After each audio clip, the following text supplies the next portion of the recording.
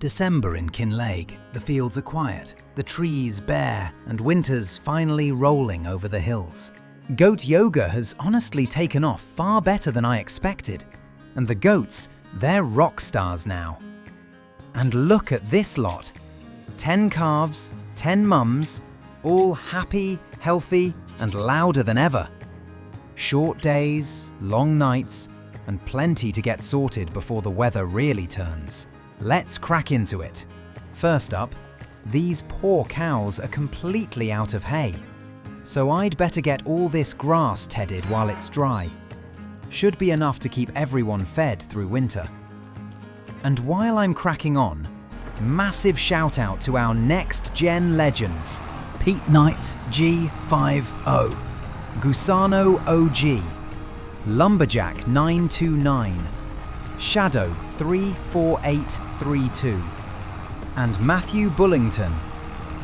Honestly, thank you all so much for the support. It means a lot out here on these lonely Highland days. Right, let's get this hay sorted. 10 extra mouths to feed this year, and they don't exactly wait patiently. Hard to believe how much has changed this year. But here we are. Another cold season beginning on the farm.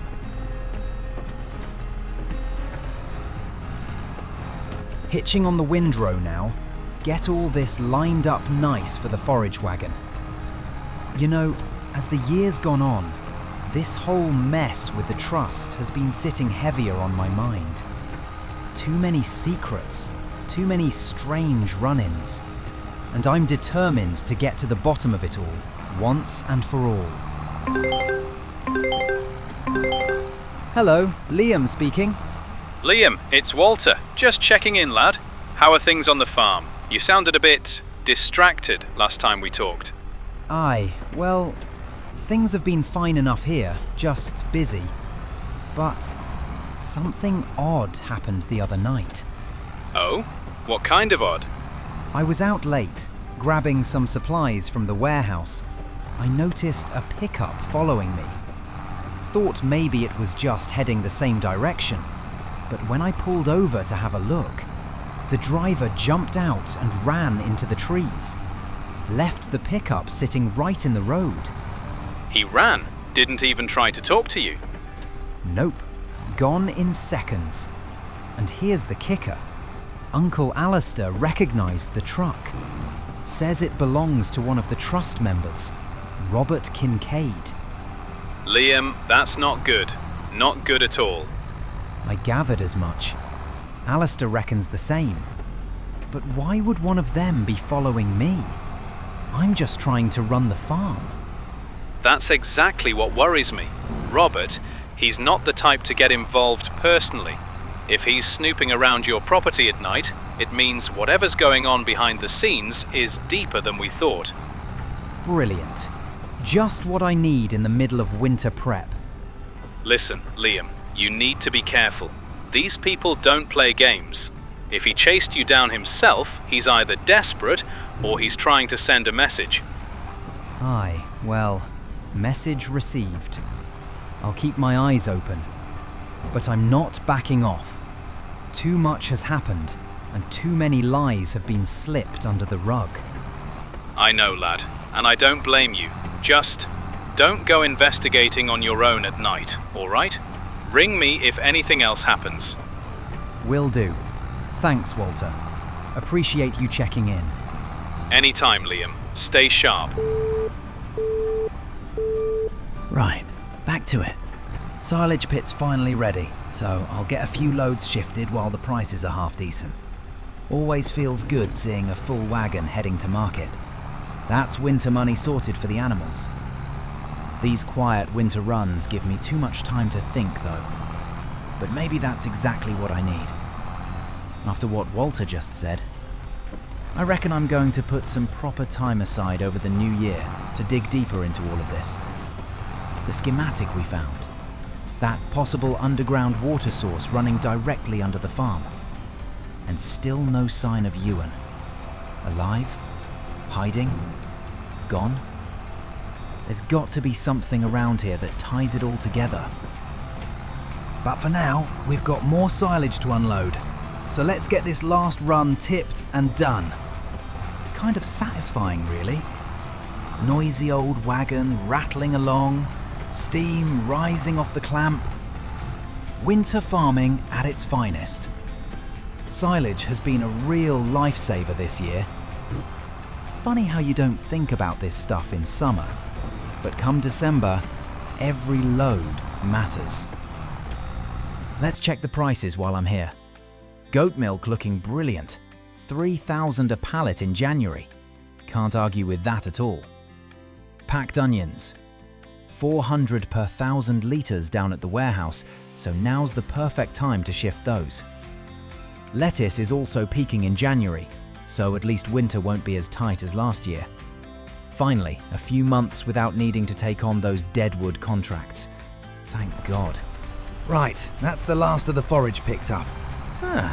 And look at that pile of onions staring at me. That's right. Time to get these things sold and hopefully squeeze a bit of money out of them. Here we are, back at the warehouse again. Same routine as always. Ease around the back, line up with the drop-off point, and get these things shifted. Let's see what they're worth. And £10,000 for 24,000 litres. Honestly, that's barely worth the diesel to grow the things. Not impressed at all. Back to the farm we go. Bit gloomy thinking about those numbers, but at least it's all moved. Let's get the rest sorted and be done with onions for a long while. Right, trailer dropped. Time to get these pallets loaded. This'll take a minute. Winter income's actually looking all right this year, between the milk, the lettuce, and the goat yoga money coming through. Nice not having to panic about deadwood contracts for once. Just need to survive January and February and we'll be laughing. As for Field 9, onions are out. No way I'm doing this again without some kind of production to turn it into something actually profitable. Might just plant grass at this rate. At least I know how to handle that. And I've got all the gear already. We'll think on it later. Back at the warehouse again. Second load ready to go. And 9,000.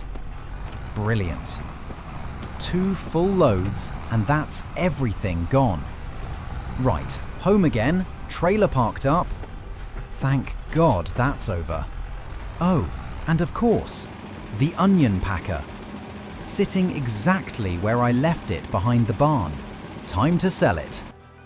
There we go, 8,600 back in the bank. I paid nearly 18 grand for it. So that's a £10,000 loss straight away. Ridiculous. Month's nearly wrapped, so let's head over to the goat yoga studio and do the numbers. Place looks brilliant. Lights on, warm inside, Julio keeping everything spotless. Right, profits for the month. £8,000 from goat yoga. And that's December done, and the whole year with it. Heading into the new year with a bit of money behind us, animals fed, no contracts to chase. Here's hoping January brings some answers.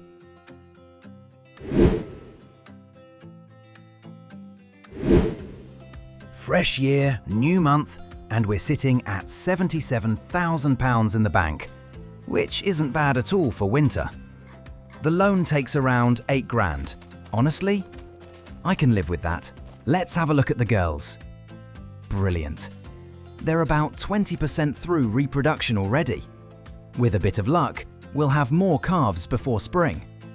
And once the younger ones grow up, I can finally sell the 10 oldest, free up space and bring in a nice profit. And here are the new greenhouses out the back. These things are pumping out lettuce like you wouldn't believe. That water pump has been an absolute lifesaver. No need to worry about watering at all. Right, lettuce prices for the month. January and February are absolutely the peak. over 1,000 a pallet. And I've got loads stacked up already.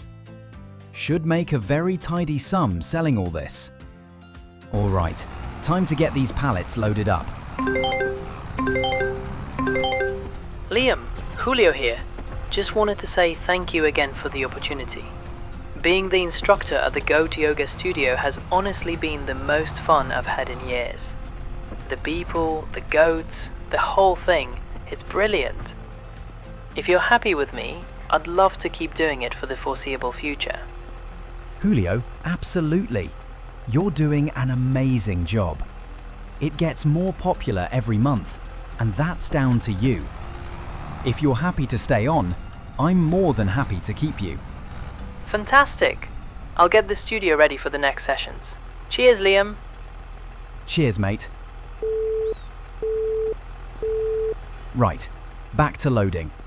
Should be nearly ready for the warehouse. Last pallet on. Easy does it. There we go. Get it strapped down tight, and that's the whole lot ready for delivery. Let's head off to the warehouse and turn all this green into a bit of actual green. Here we are, warehouse drop-off point. Let's get the first batch shifted and see what we're working with. Unloading now, and look at that, £18,000 for lettuce. Unreal. Barely any effort compared to the onions, and somehow worth the same amount with none of the headache. Greenhouses paying for themselves already. Right, back home. That's the lettuce done for now. Good start to the year, that. Let's have a look at the environmental scores from the government. Field 13 sitting at 69 out of 100. Field 9 though, 46%. Pretty rough. I need to put some winter work into that one. Field 13, only thing missing is nitrogen. So a round of fertilizer will sort that out nicely. Hello, Liam speaking. Oh, Liam, it's Fiona. Hope I'm not ringing at a bad time. Not at all. What's up? I've been doing a bit of thinking. About Ewan. I know you've been trying to piece things together lately, and something came to mind that I thought I should tell you. Anything helps at this point. What is it? Well, do you remember Spruce Bridge? The little village on the far side of Kinlaig? Hardly anyone goes out that way anymore. I know of it, but I've never really had a reason to visit. Well, Ewan used to. Quite often, actually. He never talked about it much, but every few weeks I'd ask where he'd been, and he'd just say, Spruce Bridge. No explanation, just that. And he always came back. Quieter somehow. Thoughtful. Why didn't you mention this before?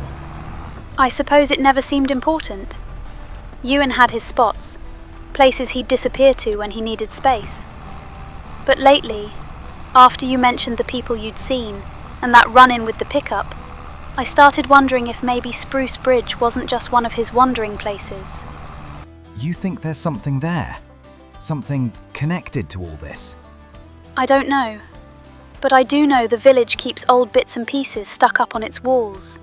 Posters, notices, little local things folk have forgotten about. Ewan always used to stop and read those.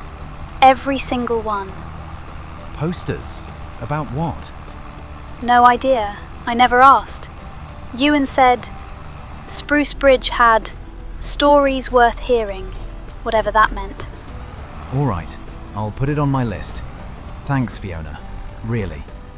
Bye for now, Liam. Bye, Fiona. Spruce Bridge. Right then. Guess that's another thread to pull. Right, first load of goat milk ready to go. Amazing how these little guys keep the place running. Not only do they pull crowds for the yoga sessions, but the milk sales are turning into a tidy wee income on the side. 2 pallets already stacked up this month, and they're only getting more productive as they settle into their routine. Honestly, when I first bought them, I never imagined they'd become such a vital part of the farm's earnings. Let's get these strapped down and off to town. Every bit helps in winter. Let's have a quick look at prices. Goat milk is going for $3,000 a pallet at the dairy in town. Not bad at all. Worth the trip for sure. Here we are, the beautiful town of Kinlaig. Perfect. 2 pallets on the trailer, both looking good. Let's get them unloaded. Right, pallets off. And there's the payout. Just under £5,000. Can't argue with that. Speaking of goats, let's head back to the farm and sort out the studio income while we're on a roll. Right, here we are. You know, if this keeps up, I might think about expanding the herd a bit. Maybe add a few more pens, or even build a second yoga area one day. Up the stairs, and let's see. There it is, £8,000 from this month's goat yoga classes. Brilliant. Julio's smashing it, the customers are loving it, and the goats are earning their keep twice over. Let's have a look at the contracts board. Aye, plenty of work up for grabs today. Ploughing jobs all needing done. Farmers must be getting ready for their spring planting. My tractor's sitting at a decent 175 horsepower. That should be enough to pull a mid-size plough without struggling. The Agromash looks perfect. Not too heavy, good width, £16,000 though. And I'll need a front weight to balance it. £1,500. Done. Better to have it than nose the tractor up a hill. And away we go to kilted pistons. Should only take a minute. Can't beat picking up new kit. Feels like adding another tool to the toolbox. Here we are, and now the plough. Perfect fit. Right, time to check the contracts board again and line up some jobs. Let's accept the whole lot. Every ploughing job available. That'll keep me busy for a week or two out on the roads. Hard graft, but a great chance to pull in a bit of extra cash. Hey, Uncle Alistair. Everything all right? Aye, lad, I'm fine. Just wanted a word. Been thinking about what you told me the other day, about that pickup tailing you. Yeah, not exactly settling. Fiona rang me too. Said I should check out Spruce Bridge, somewhere Ewan used to go a lot. Aye, Spruce Bridge. I'm not surprised she brought that up. That side of town has always been different. Quiet on the surface, but there have always been wee whispers about it. Not bad, just old. Old stories, old habits. Ewan did head that way often, more than he admitted. You know anything about why? Fiona didn't have details. Aye, well, that brings me to why I'm really calling. Liam, listen carefully now. You mentioned something a few weeks back. That schematic you found. The lines under the farm. The water. I didn't want to say anything then, but I've been thinking on it. Interesting. Ewan found out something. I don't know what exactly, but he came to me once, nervous. Said the trust wasn't what they claimed. Said they'd approached him about selling the land, and when he refused, they didn't take it kindly. He told me he needed to follow the water to understand what they were planning. Follow the water? After that, he was in Spruce Bridge more often, looking for old maps, talking to folk, checking old postings, like he was piecing something together. And then, well, he stopped talking about it altogether. Do you think the trust had something to do with him disappearing? I can't say that, lad. I won't accuse folk without proof, but I will say this. Keep your eyes open, and don't trust a friendly face just because it smiles at you. The trust plays a long game, and they don't like people standing in their way, especially folk living on top of something they want. Great. That's exactly what I needed to hear. I don't mean to frighten you, Liam, but Ewan was close to something before he vanished. And you, whether you like it or not, you're walking the same path now. I just want answers. That's all. And you'll get them, but be careful, especially these next few weeks. Winter makes folk bold in the wrong ways. If you see anything strange, people on your land, lights in the woods, anything, you call me straight away. All right. Thanks, Uncle. Aye, stay sharp, lad. And look in Spruce Bridge. Fiona's instincts are usually right. That's the last of Field 17 done. Long day, long week, long month. Snow's starting to fall again. Time to hand in these contracts and get some sleep. And there it is. £38,000. Not bad at all for a couple weeks' graft. That'll keep the winter bills covered nicely. Right, let's get home. It's freezing out here. Oh, what the? There's a car in front of the house. Headlights on. Engine running. Who the hell? No, I'm not having this. Not again. Empty. And this isn't the same truck as before. Someone's inside my house. Evening, Mr. Fraser. Ryan, are you out of your bloody mind? You broke into my house. Get out right now or I'm calling the police. If you don't hand over the deed, Liam, the trust will take matters into their own hands. I'm here to give you a final warning, a courtesy. You're trespassing. You're threatening me. And I swear to God, if I had a shotgun, you'd be out that door. Think carefully, Liam. The land, or the consequences. This is your last offer. I'm not selling. Not now, not ever. Then winter won't be your only problem.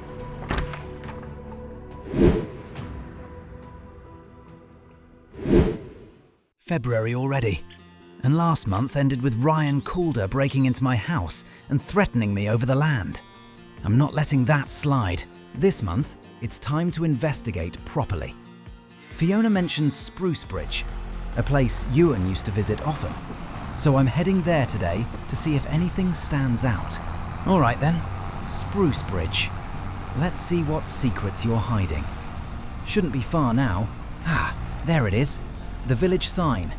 Spruce Bridge. I'm in the right place. Nice little bridge here. That river runs straight out of Kinlaig. Funny thinking Ewan used to walk these paths alone.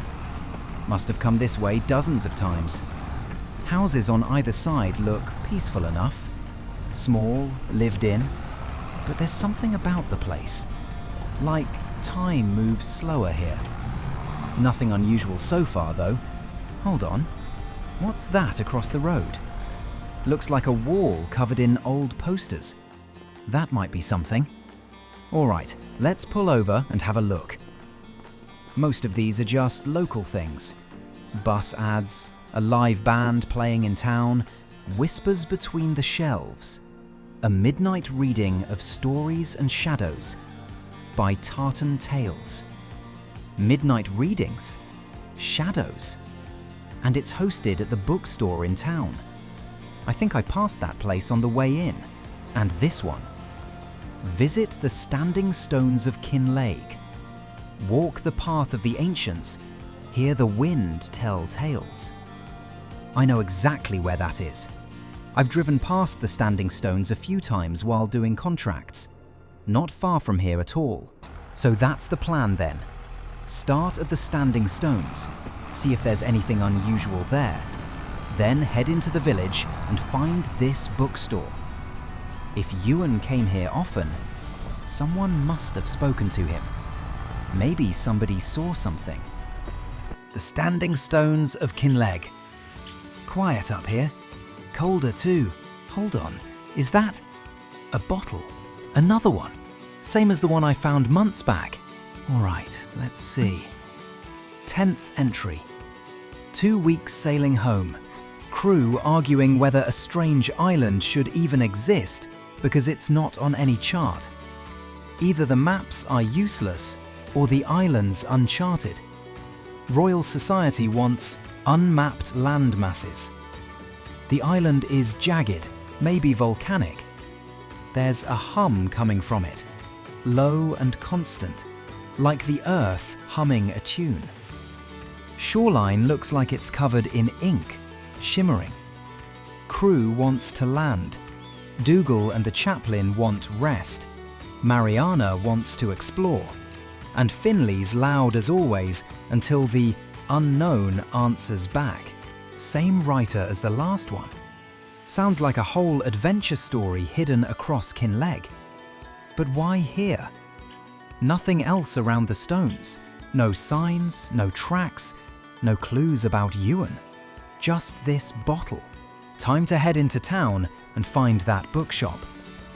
Still, the poster's pointed here for a reason. Maybe Sprucebridge will tell me more. Right, back to the tractor. Bookstore shouldn't be far. Through the village, take the next left. There, that's the street. And there's the place. Let's park up here.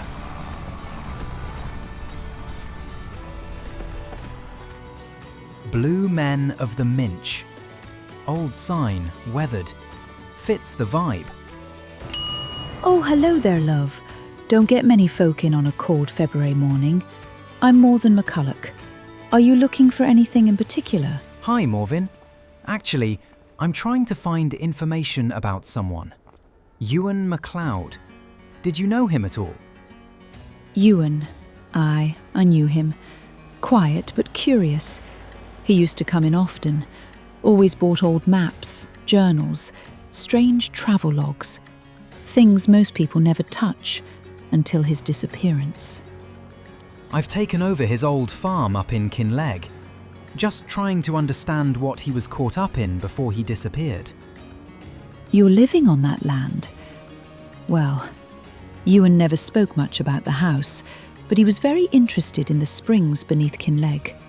Old wells, folklore. He said someone was after the water for the wrong reasons, never told me who.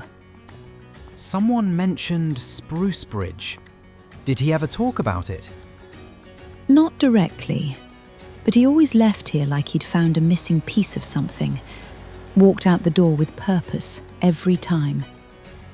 Ah, one more thing. Ewan ordered a book the week he vanished. Never came to pick it up. It's still outside, in the little delivery crate by the front door. Maybe you should take it. Whatever's in it, it might help you understand where he was going next. Thanks, Mrs. McCulloch.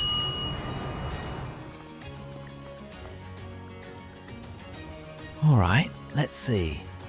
Under Kinlaig, a survey of forgotten wells and hidden waterways by Dr. Isla Muir. Ewan ordered this? Looks ancient, academic, hydrology maps, diagrams, notes on the underground channels beneath Kinlaig and Sprucebridge. He must have been onto something serious if he needed a book like this.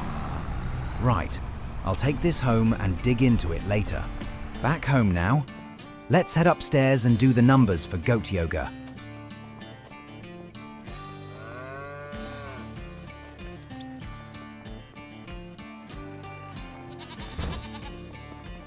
All right, income for February, £5,000. Not bad, but definitely quieter than the last few months. £5,000's nothing to sneeze at, but compared to 8 or 10,000 like previous months, something's dipped. Let's go downstairs and have a chat with Julio, make sure everything's all right. Hey, Julio mate, got a second? Of course. What's up, boss? Not a problem, just noticed the numbers were a bit quieter this month. Wanted to check in. Classes still going well? Any issues? Oh no, everything's great. Just a slow month, that's all. Cold weather, folks staying home more. Happens every winter. The regulars are still loving it and the goats are in top form. Nothing to worry about. Aye, fair enough. Just wanted to be sure. You're doing a brilliant job here. Thanks, Liam. March and April usually pick up again. People get restless, want to get out more. We'll be back to full classes soon, you'll see. Right, good to know. Keep me posted on anything, yeah? Always. And that wraps up February. A quiet month on the surface, but a big one underneath. Found myself in Sprucebridge, uncovered Ewan's old book delivery, and finally got a real clue as to what he was investigating. Goat yoga dipped a little, but still pulling in enough to keep things running smoothly. March is around the corner, and with this book in my hands, I reckon things are about to get very interesting.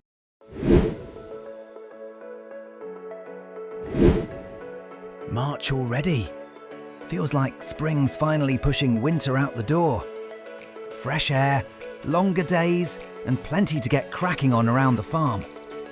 Look at these beauties. Proper Highland cattle. Thick coats, calm as ever. Numbers are looking solid too. Adults are now 31 months old and already 40% through reproducing. Worth around £3,200 each. Definitely selling a few this year. Right then, into the tractor. First job this month, get the lettuce shifted from the greenhouses. Should bring in a nice bit of extra income to start the season. After that, I want to get out to field 9. Thought long and hard about it, and for now, I'm planting grass in there. Might as well double my silage and hay output until I figure out what I really want to use that field for. Once it's planted, it'll need a full treatment. Lime to bring the pH up, fertilizer to boost the yield, and that'll help the environmental score too. Field 9's been lagging behind, so this'll be a good chance to whip it into shape. I've also been thinking, it's probably time I set up a production of my own. Something steady, something that can turn basic field crops into some bigger and better, and that brings in more money. And with this pure underground water sitting beneath the farm, surely there's a way to use it. Trouble is, I've no idea how deep it is, how to access it, or even what system you'd need to pump it safely. But Ewan must have been onto something if he was researching it that hard. Maybe that book will give me a clue, or at least point me in the right direction. Hello, Margaret speaking. Hi Margaret, it's Liam. Hope I'm not catching you at a bad time. No, it's all right, Liam. Is everything okay? You sound thoughtful. Aye, well, I found something recently. Something that belonged to Ewan. A book he ordered before he disappeared. He never picked it up. A book? What sort of book? It's called Under Kinlaig, a survey of forgotten wells and hidden waterways. Proper academic thing. Maps, diagrams, notes on the springs under Kinlaig and Spruce Bridge. Looks like he was researching the underground water seriously. Ewan ordered that? Oh, Liam. He really was looking into it then. I thought maybe I'd imagined how worried he was, but if he ordered that book, then he must have been close to something. That's what I'm thinking. Between the schematic I showed you and this book, he was clearly piecing something together about the water. He never told me the details, you know. He just kept saying he was onto something and that the trust wouldn't like it. I didn't understand any of it. I thought they were just being cruel for no reason. But maybe they had one. Margaret, do you think Ewan found out what the trust wanted? I think he was starting to. He became so quiet near the end. Not frightened exactly, but wary. Like he didn't want to say too much in case someone overheard. And all he'd say to me was, if anything happens, don't fight them, just leave. Leave the farm? Yes, I thought he meant arguments, pressure. But now, between the book, the maps, and what's been happening to you, I'm starting to see the shape of it. That water under the land, if it's as pure and valuable as he thought, the trust would have wanted it badly. We just never knew why. I want to look into it properly. If the water is that pure, and it's on my land, then surely I could use it.